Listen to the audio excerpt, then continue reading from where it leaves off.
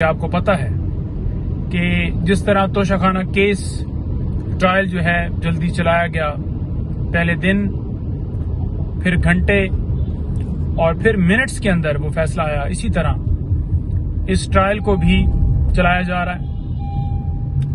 उसकी रीजन ये है कि एक तरफ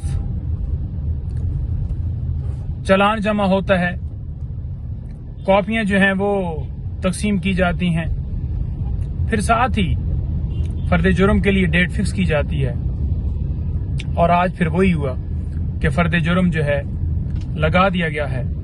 और दूसरी तरफ अगर देखा जाए तो इमरान खान साहब की जो बेल थी, जो जमानत थी इस केस के अंदर, वो अभी स्टिल जो है फैसला महफूज है। जो क्वैशमेंट की दरखास्त थी वो स्टिल फैसला महफूज है। इस ट्रायल को रोकने के हवाले से जो दरखास्त थी वो फैसला महफूज है।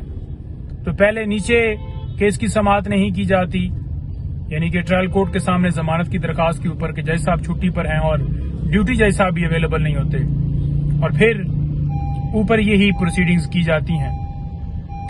ये है इंसाफ का निजाम हमारा कि एक तरफ इश्तिहारी मुजरिम जो अदालत से मेडिकल की बुनियाद के ऊपर बाहर गया और वापस नहीं आया, और 4 साल बाद वो वापस आ रहा है और बाहर बैठे हुए उसे जमानत 420 सेकंड के अंदर दे दी जाती है। और दूसरी तरफ एक बेगुनाह बेकसूर हमारी कौम का हीरो जिसको अंदर जो है डाल दिया गया है और उसकी जमानत के ऊपर, उसकी क्वैशमेंट के ऊपर फैसला जो है वो दिया नहीं जा रहा, और ट्रायल को जल्दी से जल्दी कंक्लूड करके सजा की तरफ लेकर जाना चाह रहे हैं।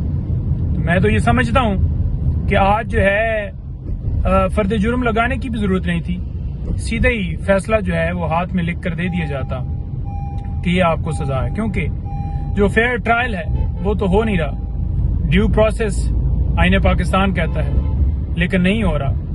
ये इस तरह से सीक्रेट तरीके से कार्रवाई जेल के अंदर चलाई जा रही है जिसमें न कभी गिरफ्तारी का हमें पता चला, न कभी रिमांड का पता चला, और इसी तरह से एक बंद कमरे के अंदर छुपाकर, कौम से छुपाकर, मीडिया वालों की एक्सेस नहीं है, लॉयर्स की प्रॉपर एक्सेस नहीं है, तो छुपाकर ट्रायल किया जा रहा है।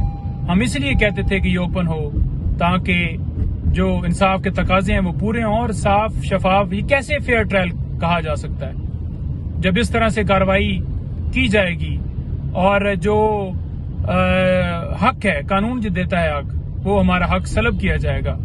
तो फिर कैसी उम्मीद इस निजाम से, इन अदालतों से जो है हम कर सकते हैं। तो ये आज की प्रोसीडिंग है जी।